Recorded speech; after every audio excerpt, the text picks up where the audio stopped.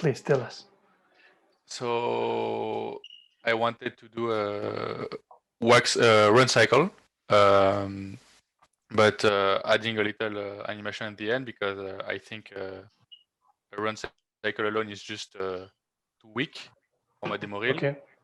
So I decided to do a little figure action body mechanics figure to add a little thing, and it's the first time I'm doing such thing. Okay. And so I'm at the blocking stage. I'm kind of struggling with the rhythm, and yeah, and the timing of the, because he's you'll see, but he's running and then doing jumps and still while in movements. But I didn't animate the global because I will animating at the end, I think. Okay. I don't know the I'm kind of it's my first time doing the process on this kind of shot, so yes, it's a first for me. Okay. So let me understand. So you're doing this for career purposes, right? Yes, For the for Maria. my rail. Yes. Where and do you have an idea where you wanna go or land? So I've been doing a lot of cartoon stuff in school because when you discover animation, when I discovered animation, I feel it was the most fun to do. But now I want to do some body mechanics, so I want to go to Fortiche Production. I don't know if you know, Yes, Fortiche. but it's a very hard studio to enter at first when you're junior. Yes. But I want to give it a try. Yeah.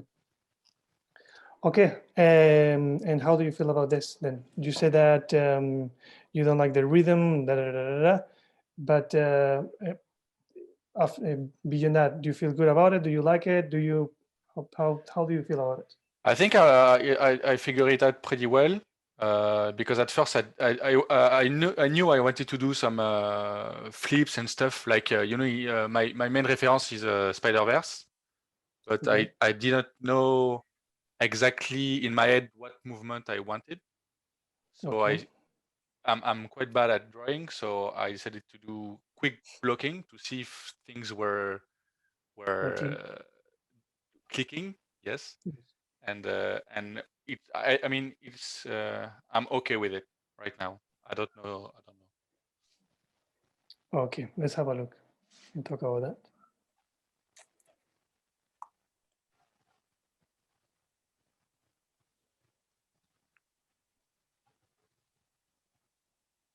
Good, man.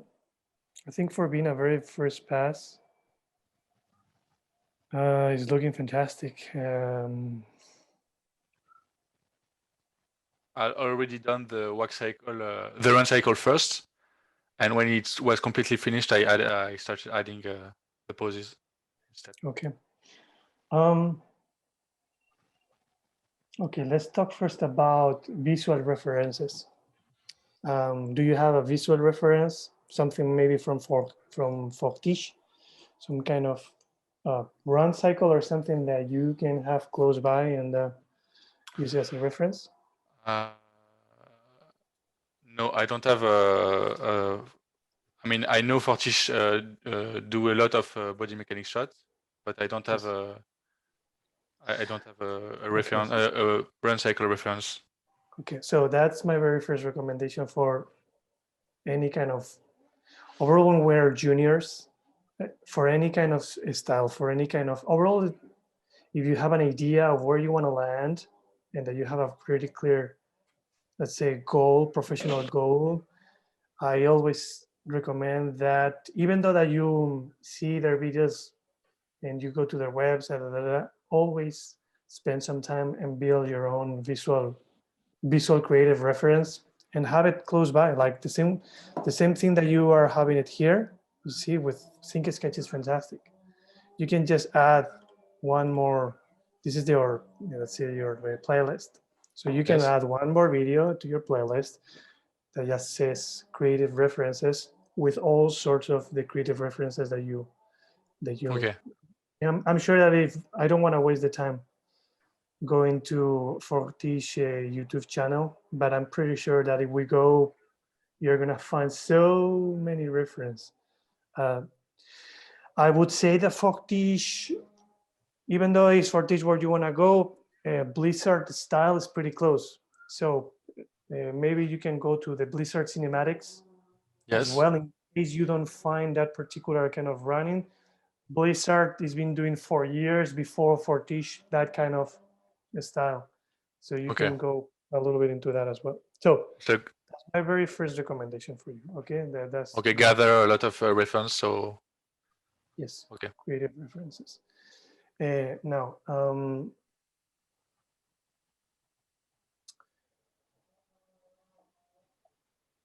now, now, have you taken your like real references from body references, or have you done this yourself somehow? Have you acted out? No, Have you? that's No. Okay. the problem too. It's I thought it was too acrobatic for a shot Yeah. to do a reference, so I just didn't take one. But maybe I should search for I don't know a flip or. Yeah, you know, I would say that unless you really have a part that is clearly impossible for you to take a reference, of course, that's where you may want to have a creative reference, maybe like Mhm. the background things that have been done before. Um, or even you can go to YouTube and look for acrobats, for example, and look Mhm. for things that are being done for people that has that kind of like physical skills. Mhm. But for other kind of stuff um, that are more, let's say, possible for you to do, it's a good idea maybe to do it yourself at least. Not so much. I'm not talking also. I'm not talking from the perspective of taking a video reference. Also from the perspective of self-observing yourself, because yes, you have here this. You may not know how to do this kind of uh, fighting thing, but this one, of course, you cannot do it. But you have a run, and you have this the stop, the slide. Yes. That definitely you could practice Yeah, yourself I and can do do it. it myself. Okay. Yes. So this is something that you could have done. Okay. So I'm just saying this because it's even though it's working good, um, it's failing a little bit of overall knowing more or less where for teaching. Let me get a quick reminder of how far they go in uh, realism.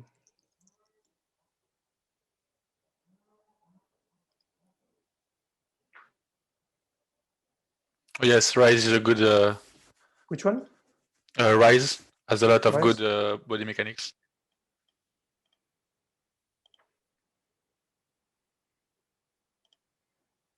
They have a strong manga influence. These guys, like, not necessarily they go too much into realism. Their body mechanics is very strong, it's true, but from the yeah, a lot of manga as well. What do you mean by manga? Manga, it's Asian animation, anime. Sorry, anime.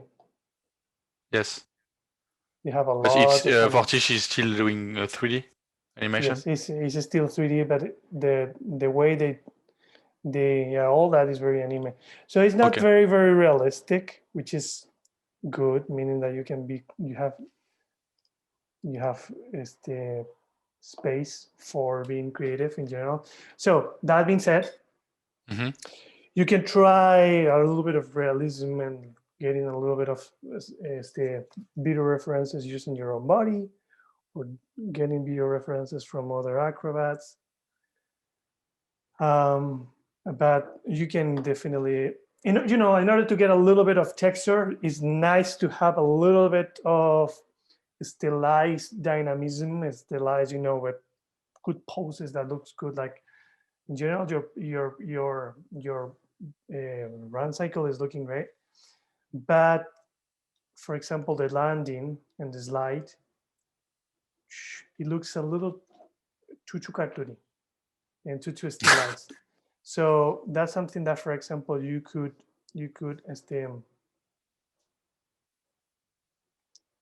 Yeah, you could by doing a little bit of doing it by yourself or looking for references, I was saying, try to find something that adds a little bit of texture. So if I'm running, maybe I can see that my body is having like an anticipation, that I'm Yes. throwing my arms first and then my legs is going first. So had a little bit of reality, and the only way that you Maybe can do that. I'm exaggerating too much. Yes, you are. Okay. Yes, so that means that probably actually from here, the problem that what is happening is that we can really see that you haven't taken a lot of time to, let's say, study body mechanics using references, because we cannot really read these kind of anticipations very well. Like everything that is happening here, we cannot really read it very well. And where are you going? Okay. Here we can start to read it, and this you have like a double bounce. That's too cartoony, definitely. So you're stepping out. The overshoot, you mean? The overshoot, yes, the overshoot that you have is a little too cartoony. So these two things that is happening that is not readable and is not very well referenced in more proper body mechanics, plus the cartooniness, is where you're stepping out of the style a little bit. And so remember also that since you're doing body mechanics,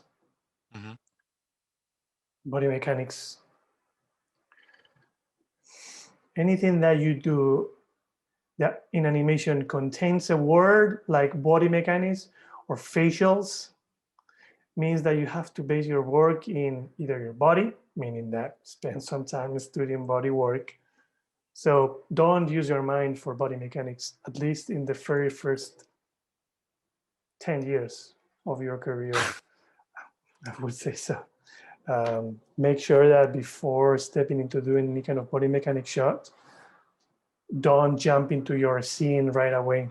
Spend a lot of time planning, spend a lot of time observing, studying. There are different ways to study, right? As we were saying, you can go for creative references, or you can go for real references from YouTube, or you can do self-observation and spend some time doing that. And then once that everything is clear and you know how is everything going to look, and that's important because the plan is that before starting your shot, you know how it's going to look. Okay. So cartooniness has a little bit of a space for free creative work while you are in the scene, but not body mechanics, unless you already have experience. If you already have experience and you have worked a lot of work before, do not leave that into the chance of the mystery of the Maya. Okay, so I need to study a lot and to take reference a lot to make a little space possible for imagination, because it will look not real. At least at the very beginning, yes. Okay. So the first thing that you do is like the imagination can come, but can come after. So the imagination is the base of the body. So do a strong research in reality first. Make sure that you understand everything of what is happening. And then after that, when you jump into Maya, or maybe when you're starting to pose, if you don't do thumbnails, you say that you are not a good drawer, it's okay. Then is when you can start doing imagination. How you use your imagination, or let's say, we can also say this, being creative, is up to you. There are so many ways to do it. But don't jump here first. First, make sure that you observe reality and you use all the resources that are around you in order to understand, and then do a pass of creativity. Okay. That being said, same is happening here. You have this, and then the jump. I don't really read where are you going here. This is more easy to read. That looks like he's gonna playing volleyball. Yes. So I think this is coming because because of the workflow that we were talking. I think you jump into creativity way too early. Okay. So I would say to do study and then rethink my poses and rethink my blocking to have something more clear and okay. Yeah, because I think you're close. You're very close to start having something that Fortiche may like, but in order to step in next, because your posing in general is pretty good. You have a lot of good appeal.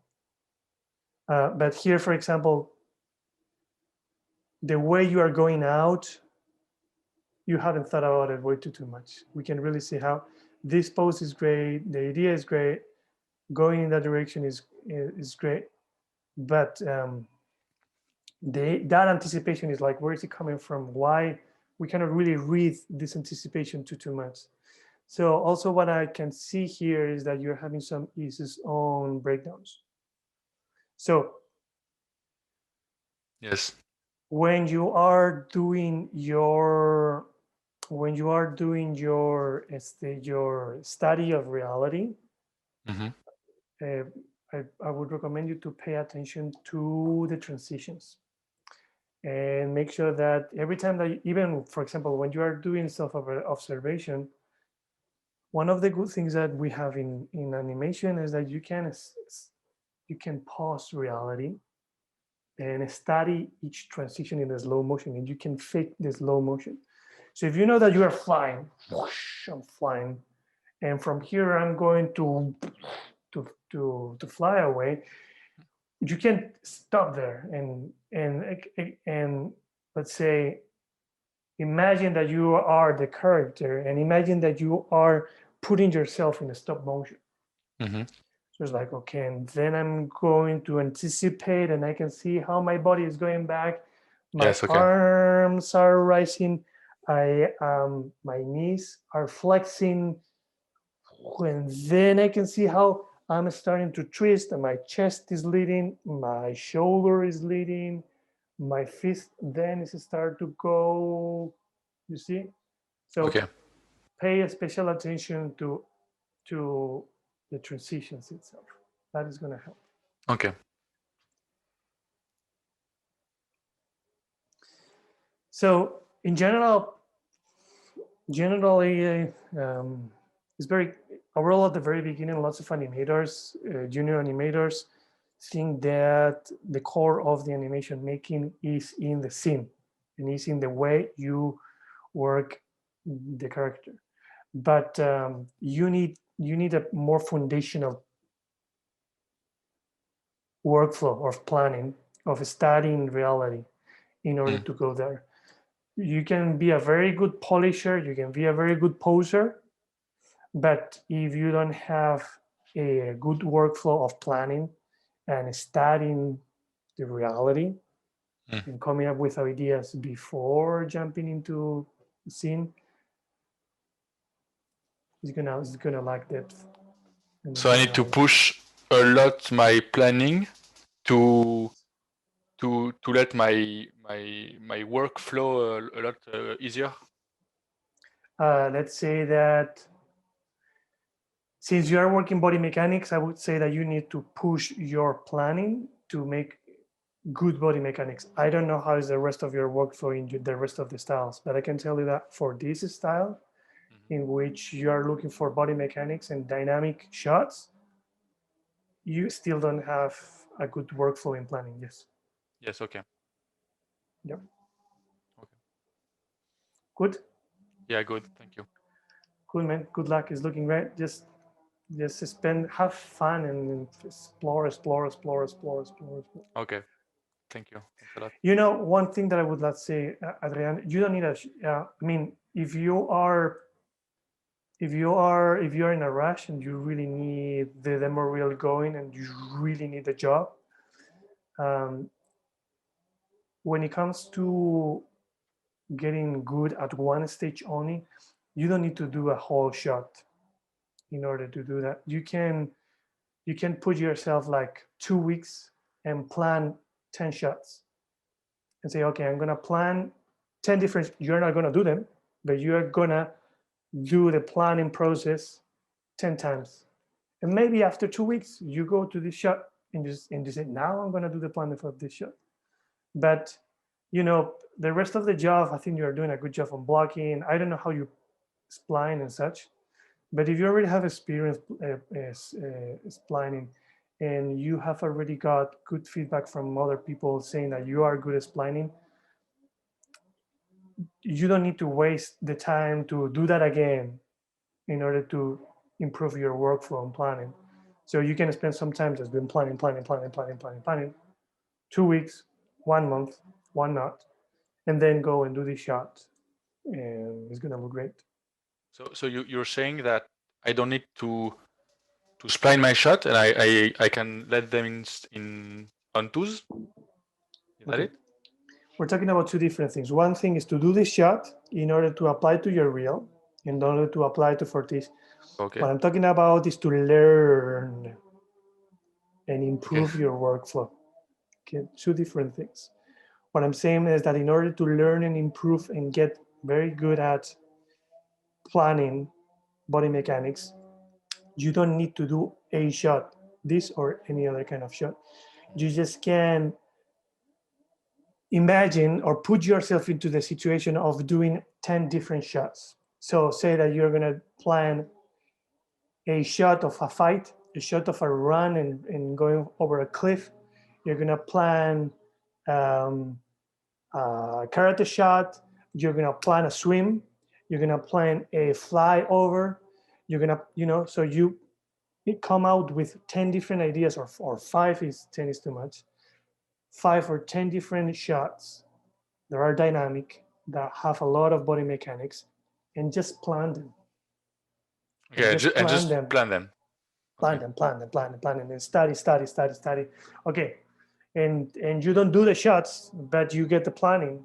So the idea is that every of those shots, you put yourself in the situation of you don't touch any 3D animation, but the goal is that when you are done with the planning, you know how the shot is going to look, and you know how every step, how every transition, how everything is going to work, and you're going to have it clear in your mind, and you're going to have it clear maybe in your different video references and maybe notes. You don't need to draw, but you can take notes and write.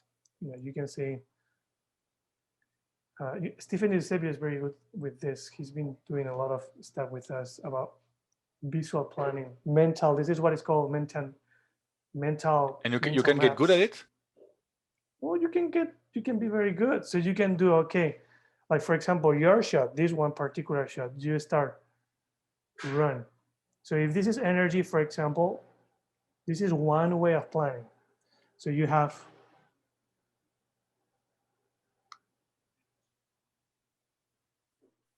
run.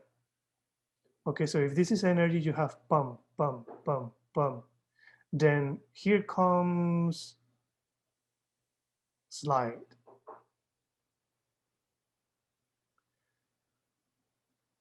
Pump, like a lower energy, and then whoosh, whoosh. Yes, I didn't tell you, but yes, I've sort of planned something for the shot. I recorded my voice and saying that to have a sort of timing. Yeah, that's the only thing I did. Okay, that's one layer. You have so many layers, so many things that you can put on top of that. That's a very good idea for timing, for example. But yeah. So the point is that when you complete the whole thing and you have all your notes, blah blah blah blah blah blah blah blah blah blah blah blah, and then you have your videos, and you have your notes in the side, transition 1, then transition 2, then transition 3, blah, blah, blah. When you have all this and you are, let's say, 100% confident that you know every single thing that is going to happen in your shot, you can say that your plan is done. That is when you would start doing the 3D. But since we're talking about learning and improving the system, just go and do another planning. Go and do another planning, and planning after planning. Okay. I didn't know it would be such a big time thing to plan, but I think it's important, yes. Yes, planning is very important overall if you are aiming for a high production quality, Okay. like for Tish. Yes. Okay. Understand. Good luck. Have fun. Thank you. Thank you. You're very welcome. Timothy. Hey. Hello. Hey, could you go to TV method? And I just want to like kind of explain to you because I'm trying to understand this step thing. And this is how I used to animate. And I'm just trying to like understand. I just have some questions about step in the context of this. So basically what I would first do is get all my golden poses, right? And then I would just basically have holding keys and then time everything so that I know how long the transitions last for in between. So I would say, okay, this is like 6 frames, this transition's 12 frames, whatnot. Mhm. And then after that, I just do one breakdown in the middle of each of those transitions, the BDs, the breakdown. And then after that, the first, yeah, that's the one breakdown. And I always put it in the middle, right? And then the golden pose, I do it like 75% with tween. That's why it's looking like everything is settling at the same time. So this is what like I have been doing for the longest time. So when you do stepped, how do you like know how long your transitions are? Do you just start with 6 and then you just start dragging it out like for each? Because I was trying to understand from your videos how you time the length of the transitions. So you're talking stepped. about the time. Okay.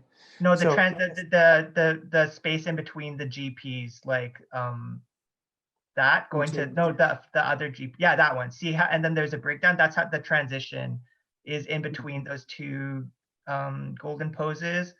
And then the other one is another transition in between those two golden poses. I have 2 sets.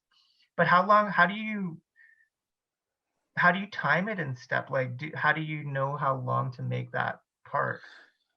Well, it depends a lot in the show that you're working on. That's first. Like you have to know what's the style that you are working on. So each style more or less will have a different kind of timing.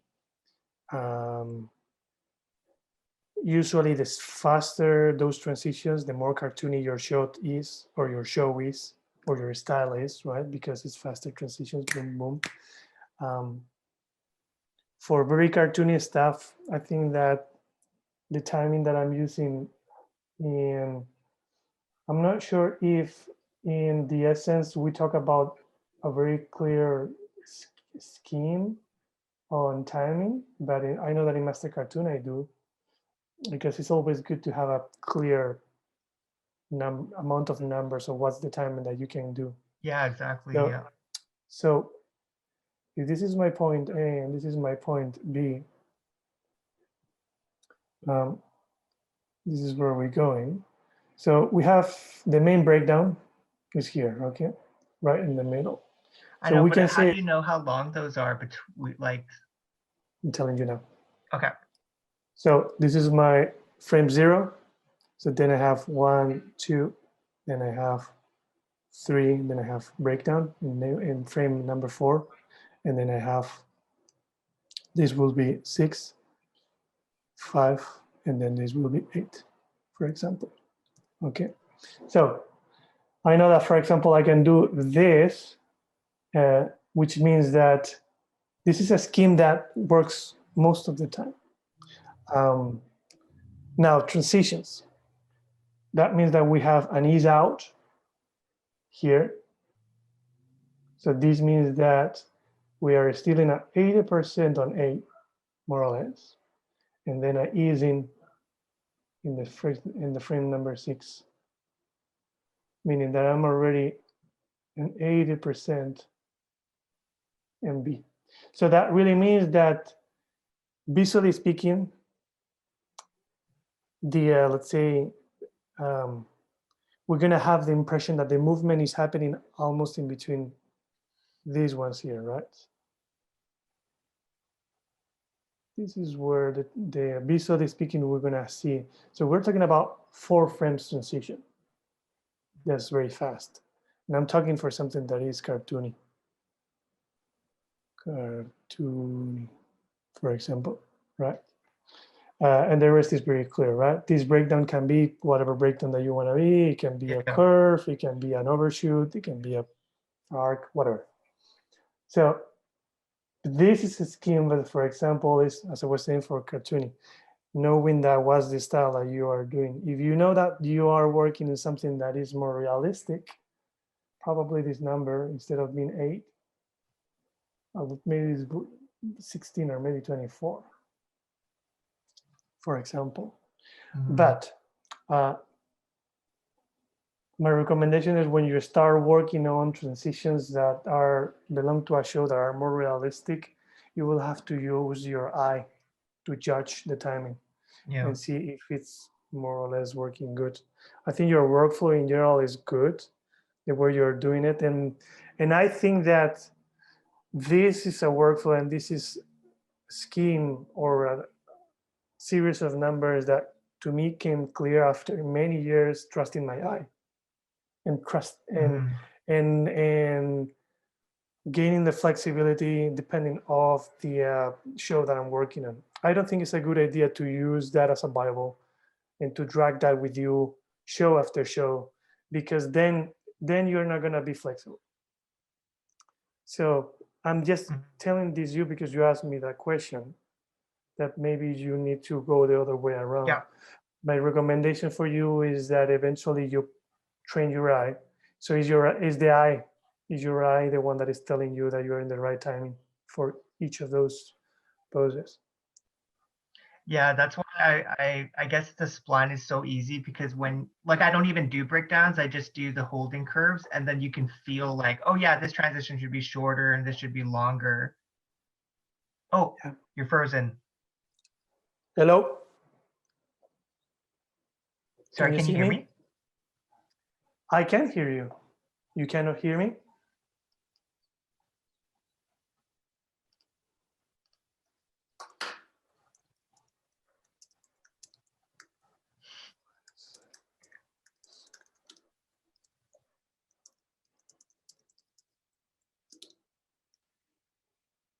Hello, Adrian? Yes, I can hear you and see you, but I think I think it's froze. Timothy. Yeah.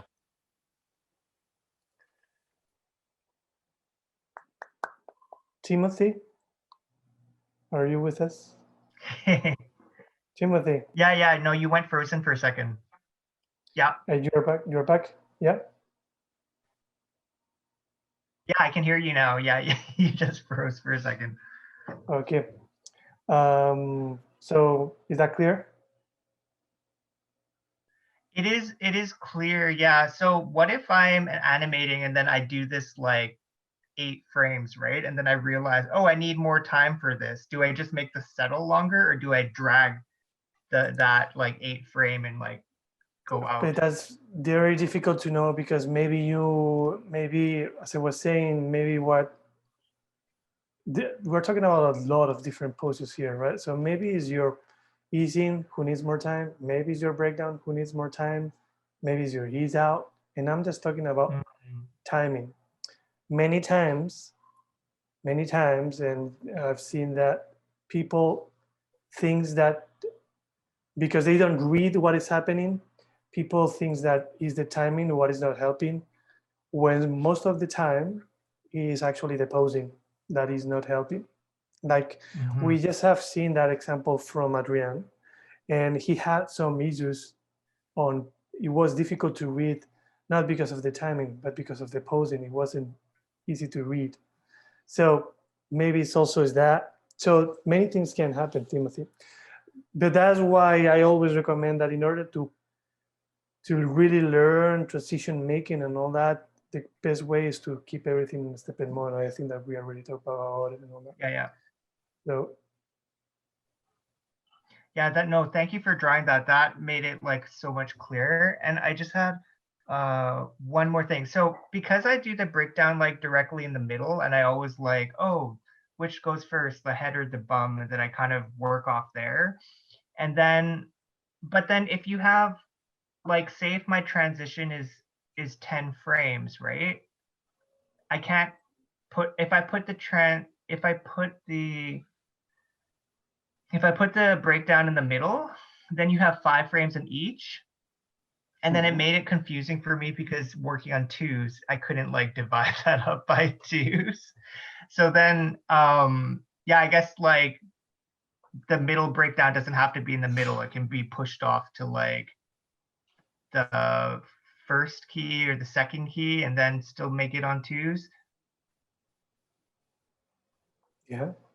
There is Yeah. no rules. There's really no rules for that, really. This is a proposal that I have in order to teach and to make it easy for everybody to understand. That is pretty close to my real workflow, pretty close. Again, when I'm doing animation, I am not stepping and counting, okay, 1, 2 is up, then 2, I don't do that. I use my eyes, I let my eye.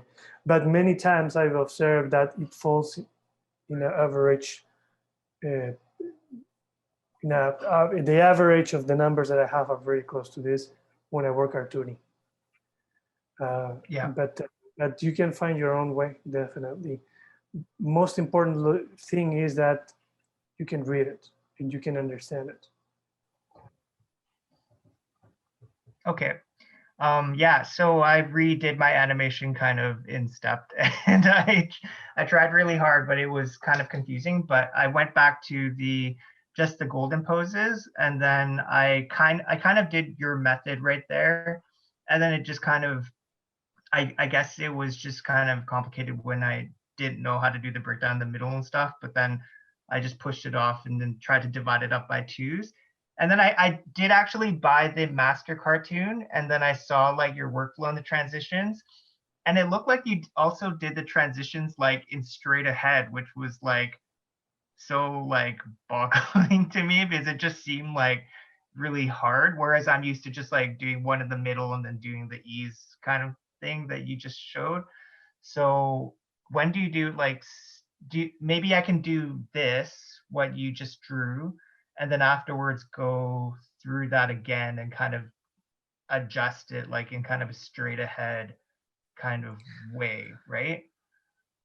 I think we talked a little bit about it also last time. Straight ahead and doing that kind of transitioning is possible because of we also just talk about it with Adrian, because you can pause reality and because you can explore the transition in a slow motion. Yeah. It's very easy that if you know that you have a pose, hey, and then from here, I know that I'm going to come forward. It's very easy for me to do it in a slow motion so I can observe myself and take decisions based on that. That's why it's very easy to do. That's how the stop motion people does the work so well in straight ahead is because they take the time to observe themselves. It's the only way. It's the only way you can do it. You can, because you cannot play with the my roommate is making fun of me, sorry. Because you cannot really explore in 3D a scene, right? Yeah. So in stop motion, the only tool that you have for exploring the reality and the dynamism in between poses is using your own body, unless you are a 2D guy, unless you are a 2D animator and then you do the 2D animation before. Since if you are not that, you only have your body. So that's why it's very easy, and that's why I do that, because I just explore myself. My body is telling me how to do and to do the things, and then I apply it. So that's the way I do the things. Though I can see that doing that kind of the system of, let's say, let's zoom out this part. So we have A here, and we have the breakdown here. Okay. Let's say that we know. No, not only that. We know that you know that you're going from A to B. So this is maybe maybe a matter of, and before saying this takes time, Timothy. Even working in the stepped mode, I remember myself when the first mentor I had told me that go to stepped mode and work. I found it very difficult, and my eye didn't catch it for the first couple of months because it takes time, and because I was introduced to 3D animation in splining, and it was like, what WTF, as they say. So switching into stepped mode took a little bit my eye to get used to it. But once that happened, it's fantastic. So that being said, if you know that you are going from A to B, if you are going from ha to ha, okay, that self-exploration process, or even thumbnails, or even body and doing video references, you know that the logic thing is always to go 50%. So try in that exploration, try to go for the breakdown.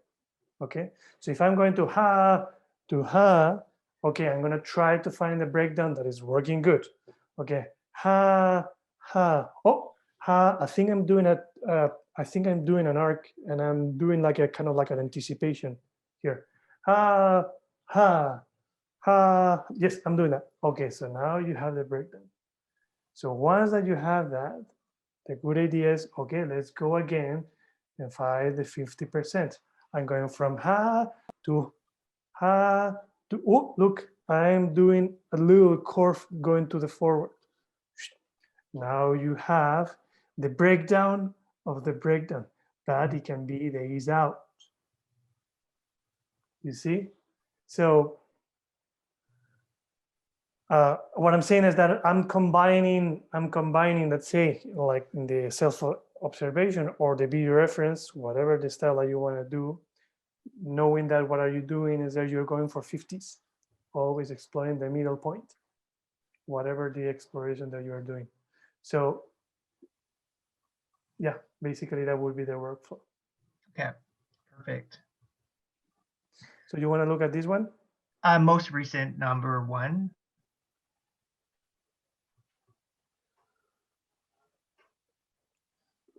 So then let me ask you, how do you feel about it?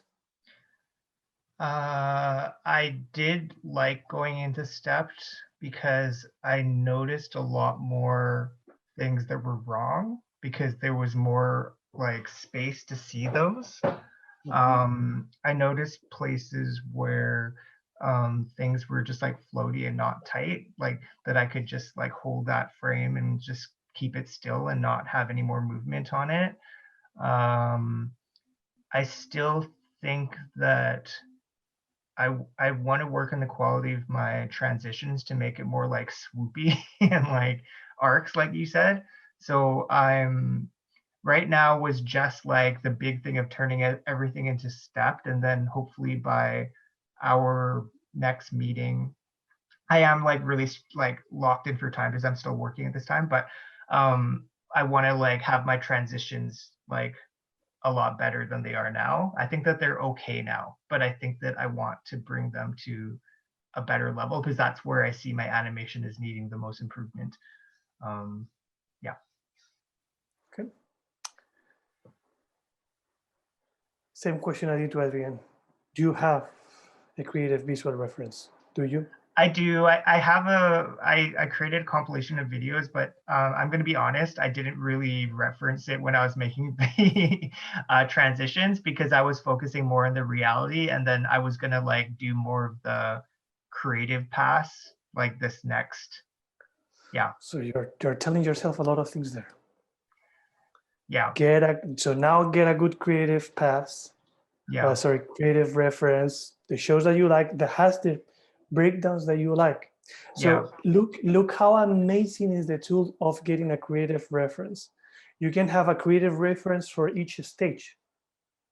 You may have a creative reference just for posing, but then that creative reference that you use for posing may not be useful for anymore because now you are doing transitions. So now you need to get a creative reference for the transitions. Forget that.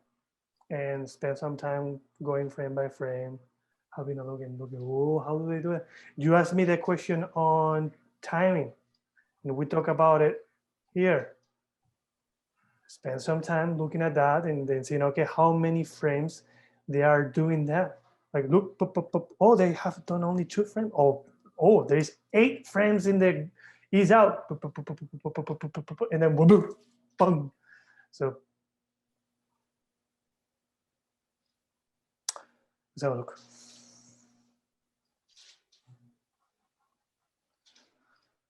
Let me share the audio. Share sound. That's it. Go. What are the rules? There's only one rule. Are you ready? Here it is. There are no rules. Go. That's it. Good. Go. What are the rules? There's only one rule. Are you ready? Here it is. There are no rules. Go. Looks so much better. That's it. It's fantastic. Good job, man. Thanks. So things that I'm seeing. You said this is in a step it? Yes. Twos. Well, I'm seeing things in ones. Really? Let me see. Maybe I have spoken to It might be the mouth. The mouth might be in ones, but everything else is on twos.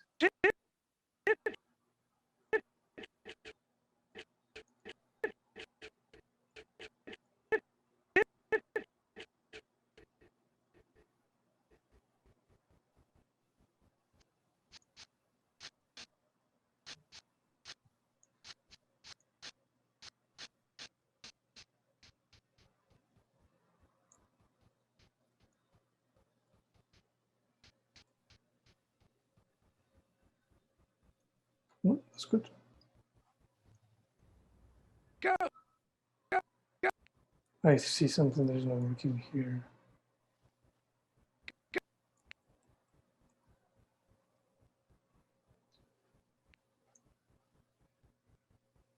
No, actually, you're right. Go. What are the Okay, so we're talking about There's only then. one rule. Are you ready? Here it is. There are no rules. Go. I think in general it's looking great. So I think that at this point, what I would do now, we pay attention to spacing. And now we start to go in deep. So for example,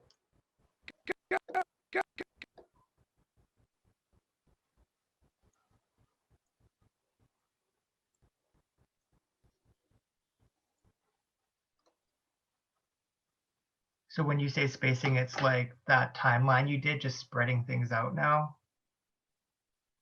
yes. So now what I'm doing is, for example, I'm just gonna pay attention to this. And if you're in the essence, you see that this is the workflow.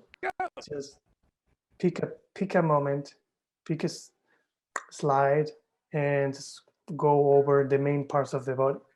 We talk about it in the essence, which are the main parts of the body: the head, the shoulders, of course, the COG, the elbows, the hands. So you go one by one, looking at the trajectories and looking at the spacing. So for example, this one, you have this.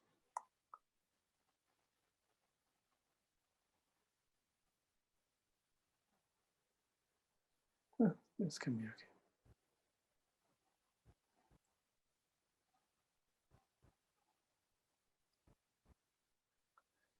See what's happening there? Mm-hmm. You have a slow down here, you're slowing down, and then boom, you bring everything fast. You have like a slow, and then boom, and then you go up. So that's dirty. So you should do a pass. Probably that is coming from the COG. So make sure that you have a nice COG. Boom, boom, boom, boom, buck. Boom, boom, boom, boom, boom. Go.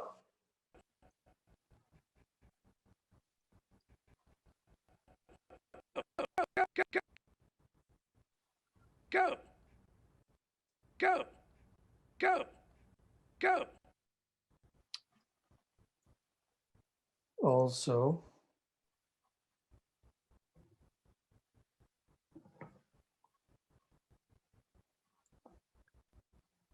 so that's one thing that you can do in the whole shot.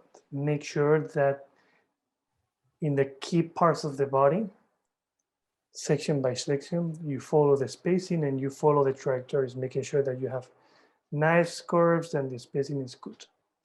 The other thing that you can start to focus and to work is breaking joints, doing different parts of the body, moving at different time and trajectories. In these movements, for example, you have everything is moving down at the same time with the same trajectory. You have the head, you have the hand, right? So Go. you could have first the body and then maybe the hand as the body starts to, as the body and the rest of the body is coming down, you can have an arc going out with the hand. So it's like, go, boom, boom. First the body and then the hand. First the body and then the hand, you know? Boom, boom, something like that. Right now, everything is going at the same time.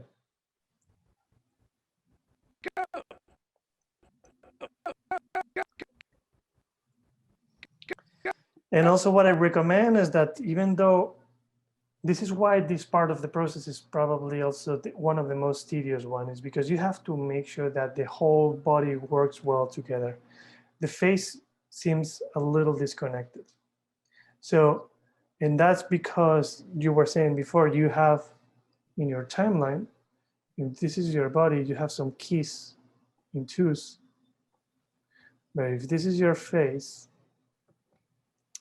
you have some things going on sometimes in here. And actually, some poses I see that, for example, Yeah. this huge change, you see how that changing the eyebrows is only happening to the eyebrows.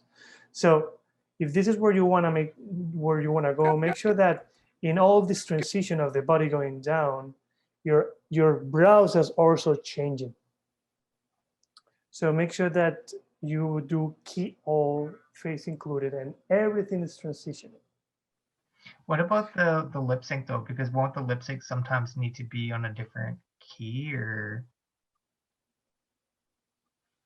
If that happens, like for example, make sure that at least the accents, the accent keys has a body key as well, and something is happening to the body. Some minor, let's say, touches in the mouth, like if you like maybe some phonemes or some things, it's okay if they are not moving the rest of the body. But eventually the plan is that every single frame is, all the body is posed. Think about it, I use many times stop motion as a reference. Think about it as stop motion. If this would be a stop motion work, even though you are doing a very small change, you may have a little bit of head. And if you have a little bit of head, that means that you have a little bit maybe of body as well. So eventually the plan is that everything is working together very well. And even though something is moving, some may go with it. Unless, for example, you have a very cartoony show where you are doing a lot of isolated movements in which whoosh, you arrive and then things are happening.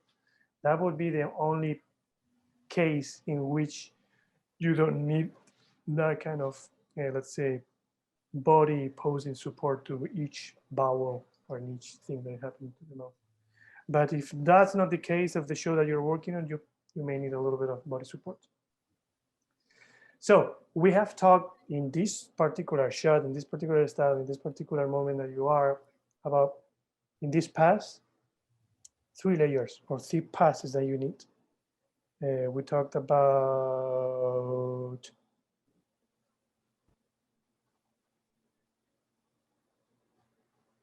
you have to do spacing, pass, which comes with trajectories. That's a lot of work, and make sure that you are doing the key body parts. I trust that I don't need to remind you which one are those key body parts. Then you have, we were talking about,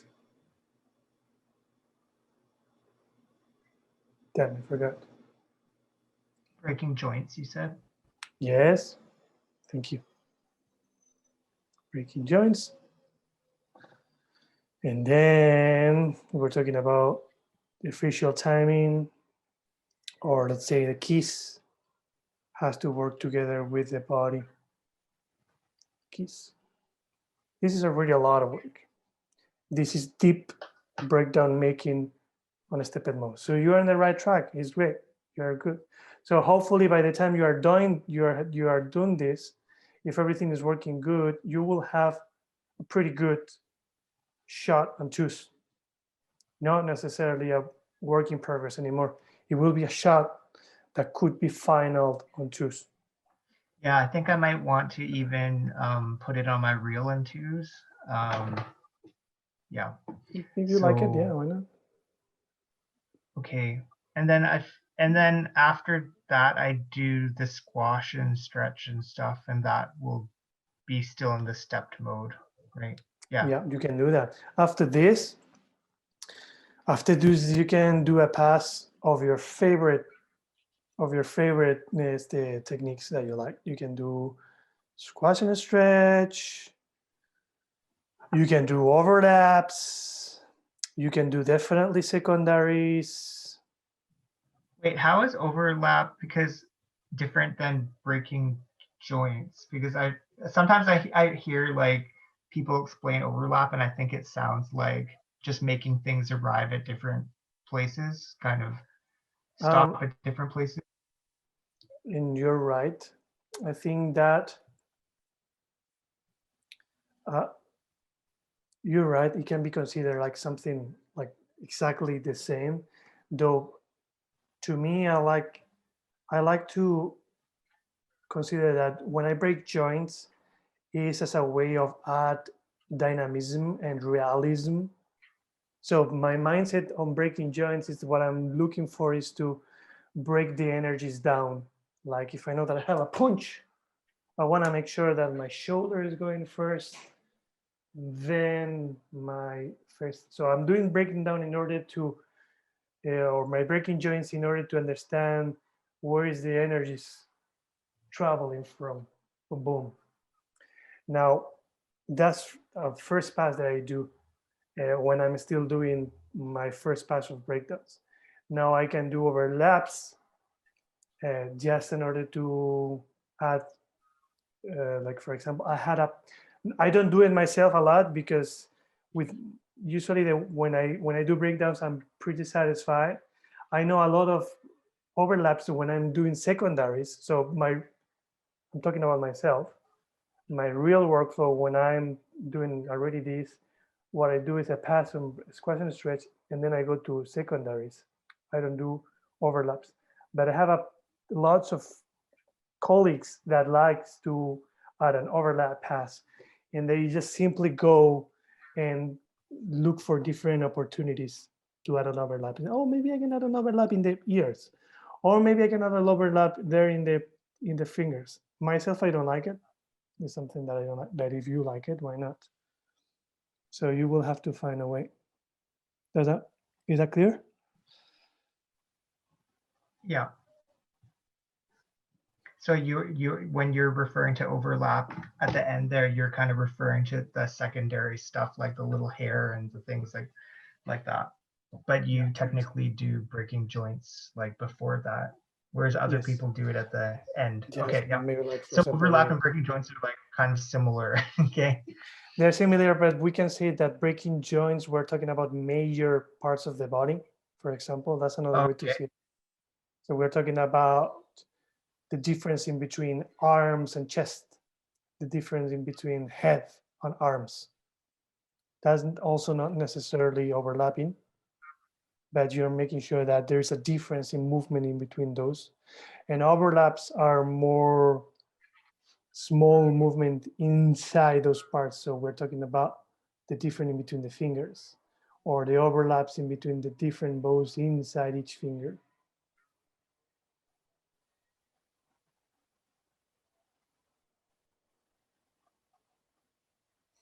Yes. Yeah, perfect. Cool, man. So good luck. Have fun.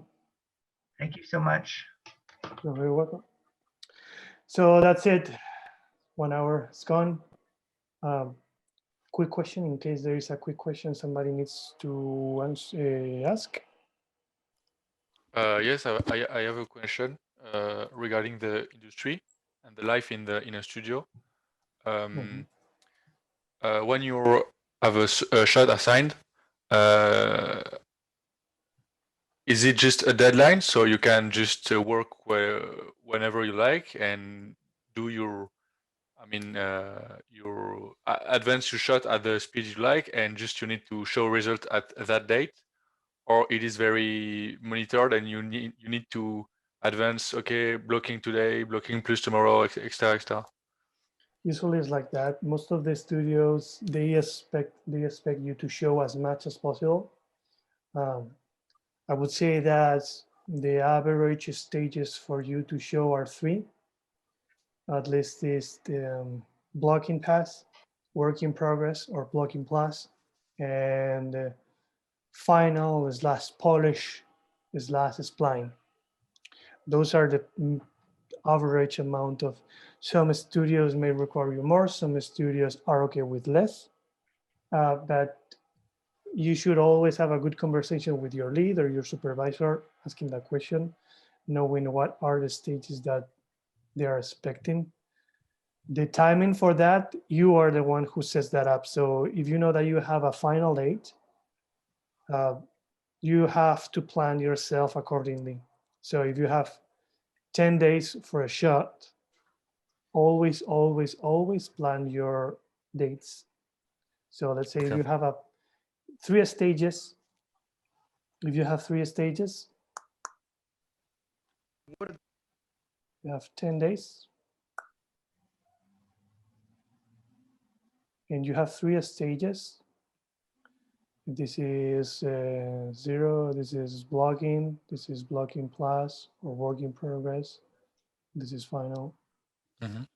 You should plan yourself knowing that this is first days, 3 days, then the 6th day you have to show that, and then your 9th day you can show your final. And it's always, depending on your studio, it's always a good idea to leave some time for buffering. I always recommend buffer, unless you work for TV or for advertising, which usually you don't have a lot of time. But even still, if you're working on TV or in advertising, if you cannot leave 1 day for buffering, at least leave an hour. Okay. So if you know that you have to show, let's say, the 5th of March at 11 a.m., you have your dailies or your rounds meeting with the director, make sure that you have, your plan is to get it done for yourself at 10 a.m. So at least you have 1 hour for if anything happens. Okay. And have you been yourself late and didn't deliver a final animation? Don't be late. Okay. Ever. That's one of the, I don't like it. I don't agree with that policy, but in the industry is how it is very important. Deliveries are super important. It's one of the first few things that you have to make sure that if you foresee, you can foresee that you're going to be late, so you let the people know. Okay, you say to your lead, okay, I can't deliver at this point. Yeah, I can see that. If I have to finish the shot for tomorrow, I'm sorry, I don't think I can make it. Talk about it. Do not ever be late and don't give any heads up, ever. Okay. The industry is highly supported, highly dependent on constant communication and constant showing things. That's why I'm saying that the more you show, the better. So you will have to find that balance depending of the team that you're working on and the show and all that. Okay. Even at the beginning, if they're assigning you a shot and you already have enough experience to see that they're giving you a shot that is like 3 days, and your eye is telling you that's not 3 days, I cannot do that in 3 days, speak up in that right moment. That I'm sorry, I don't think I can make this. Or if you're French, probably you can say that because French people are very direct, it's like us. But if you're in America, what they would do is that, okay, I am not seeing myself very capable of doing this in 3 days. Please explain me how would you recommend me to approach this shot in order to make this shot happen in 3 days. It's even tiring, but you get the idea. Saying that you work at your work hours, you don't do overtime. Oh no, that's 100% like yes. Okay. And this is very important, and this is another big conversation, but do not ever assume that you are doing overtime. If you are doing overtime, that has to be very clearly said from your supervisors. And if you are doing overtime and that's been clearly expressed from your supervisor, that has to be written. And paid? Of course. Okay.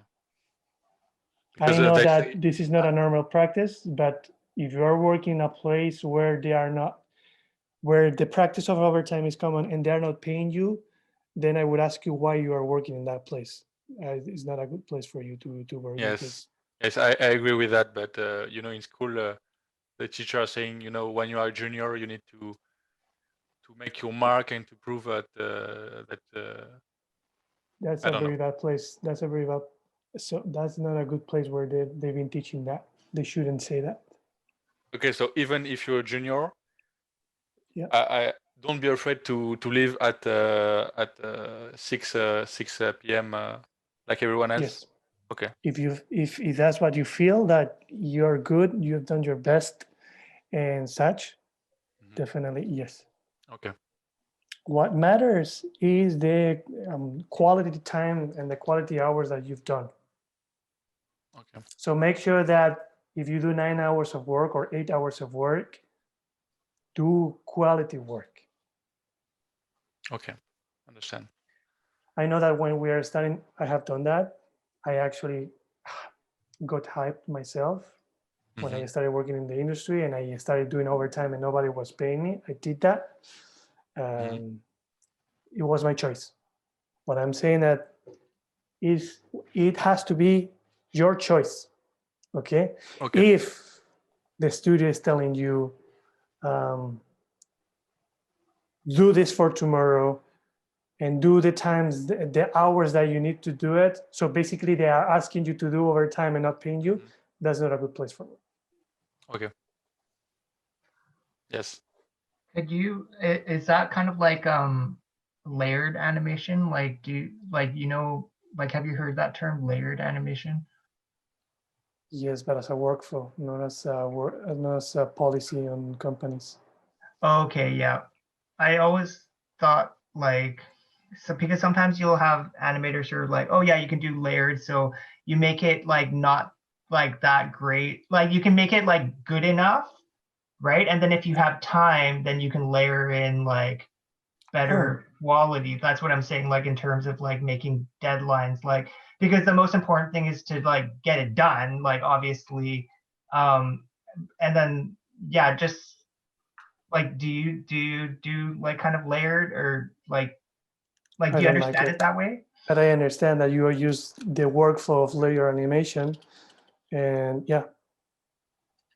So at least you know that you have a decent pass for the time that you deliver, and if by anything happens, you can add another layer. But you have to be into layer animation, which is a little bit of what you were doing before. This is very common in TV, it's very common in ads and advertising. Yes.